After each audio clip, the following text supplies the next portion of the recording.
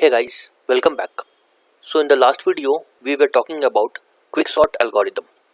Hope you have understood that algorithm. Now in this video, let's talk about another sorting algorithm called heap sort algorithm. So a heap sort algorithm, as you would have guessed, is basically uses the heap binary tree. So if you remember, we have learned about heap binary tree in the tree chapter. So in this algorithm, we are going to reuse the heap binary tree to do some sorting on it. So basically, heap sort comprises of two steps. That is, first it inserts all the data that needs to be sorted in a heap binary tree. And then it extracts all those data from the binary heap and puts it in the original array. And by doing that, we get our sorted array. Now one important thing to note here is that we already said in the heap chapter that typically we don't implement heap using a linked list. We always try to use an array. If we use a linked list, it defeats the entire purpose of a heap. We have talked about it in lot of details in that chapter. So the same thing applies here as well. If you want to apply a heap sort algorithm, we always apply it only when it is implemented using an array. If the number is given in a linked list, heap sort algorithm will not work. So before moving on to the heap sort algorithm, let's quickly recap the heap binary tree and then we'll move on to the heap sort algorithm. So in the heap chapter we said that binary heap is a binary tree with some special property, and the property is called heap property. What that means is value of any given node must be less than or is equal to value of its children. This is called as mean heap property. So here we have 5 and 14 is its child and 23 is the child of 5. So we see that 5 is less than both 14 as well as 23. So mean heap property is satisfied over here. Similarly, 14's child is 20 and 16 and 14 is smaller than both of them. So mean heap property is satisfied here as well. Similarly, it is satisfied here also and here also. So we can say that this heap is a binary heap with a mean heap property. On the other side, we can have a exact opposite condition. That is, parent node's value will always be more than or is equal to value of its children. And in that case, we call it as a max heap property. Now when it comes to heap sort, we typically use mean heap property. So let's see one quick example about how does this heap sort works. So let's say this is the array on which we want to perform the sorting. So as we already said, there are two steps in it. Step 1 is we create a heap and step 2 is we extract the data from the heap. So if we want to perform a heap sort on this number, first we have to go to step 1, that is create a heap. So let's create a heap with this number. So the first number is 10. So since right now binary heap is empty, so we can create it at the root level and we are done. The next number is 5. So we'll insert it at the first empty location. So the left child is empty, so we'll put the 5 over here. Now we have to do a operation called heapify. So heapify basically makes sure that this mean heap property is always maintained. So right now mean heap property is not maintained because 10 is more than 5 and according to mean heap it should be less than its child. So what we do, we simply swap this number. So after doing the swap, this is how our binary heap will look like. Next we have is 30. So we'll put it in the next empty location which is over here. So we put 30. Right now mean heap property is satisfied. So we are good. Nothing needs to be done. The next number is 15. We insert it at the first empty location. So we'll put it over here. Now again inserting 15 will not create any problem with mean heap property, as 10 is less than 15 and 5 is less than 10. So we are good. We insert 50. So we put it at the next empty location. 50 again will not create any problem because 10 is smaller than 50. We go to the next element 5. We insert it over here at the empty location. Now this will create a problem. 30 is more than 5. So we have to do a swap.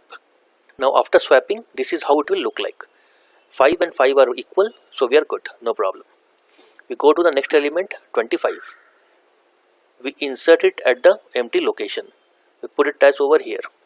Now again 5 is less than 25, so we are good. Nothing needs to be done. Next is 35. We'll put it at the empty location 35.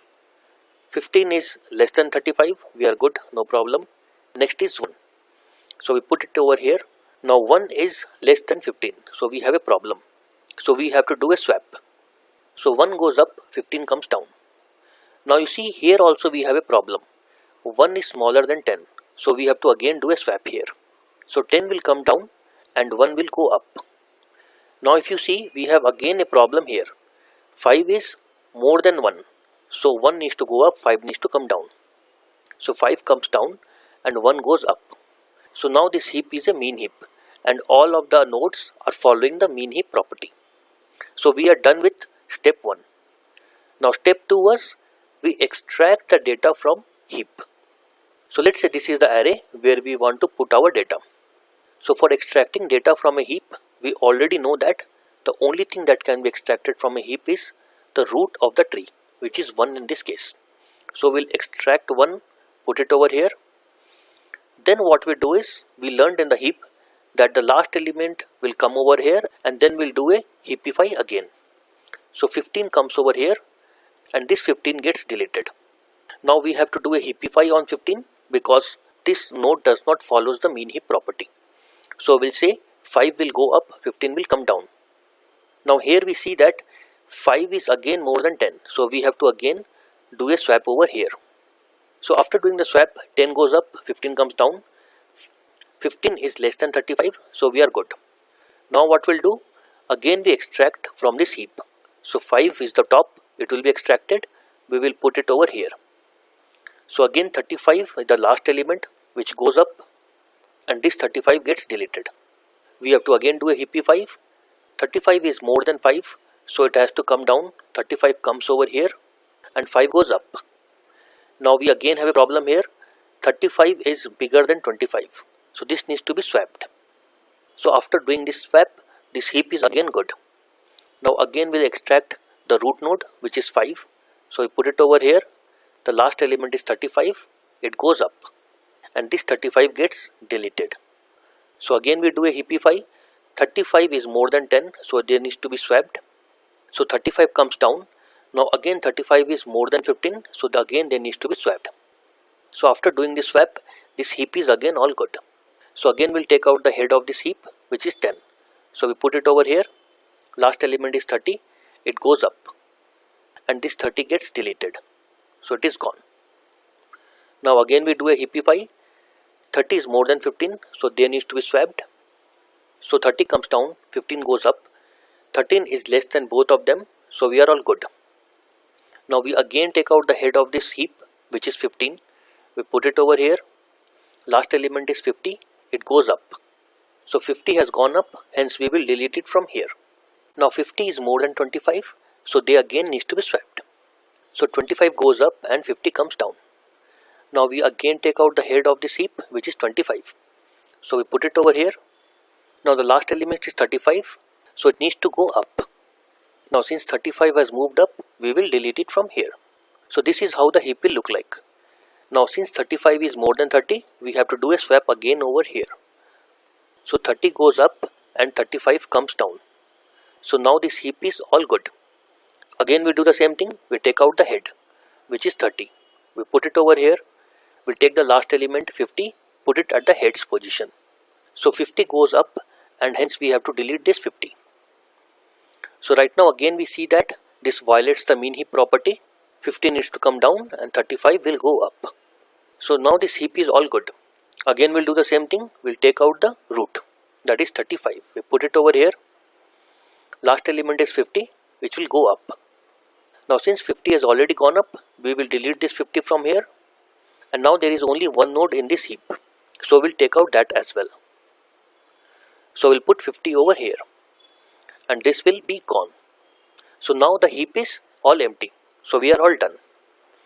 So now if we see this array, we see that all the data is in sorted order. So this is how we perform binary sort.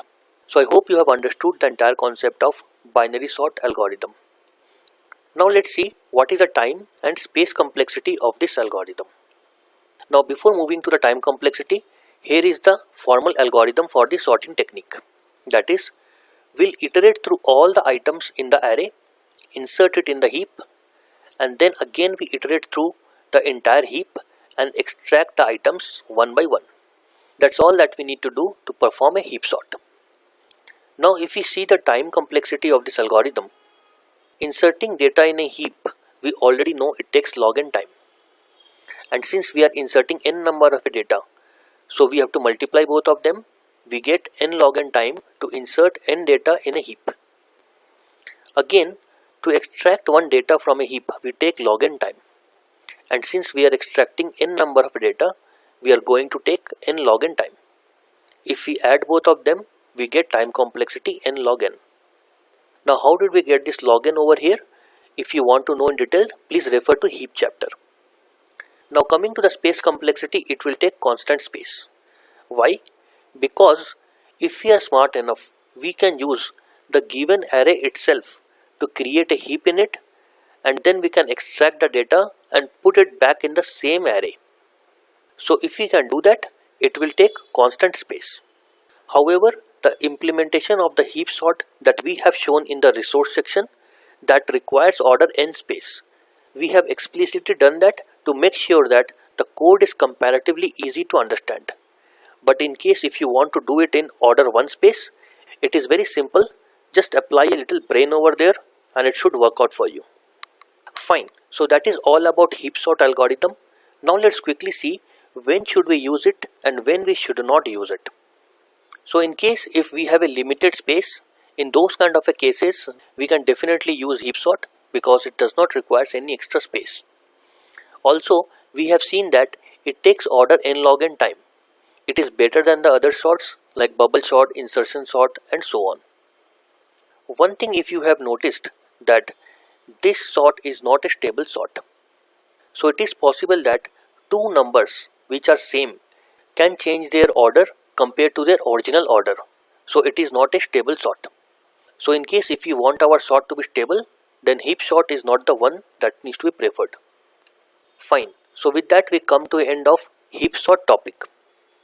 Now in the next video, let's quickly compare all the sorting algorithms that we have seen in the past few videos.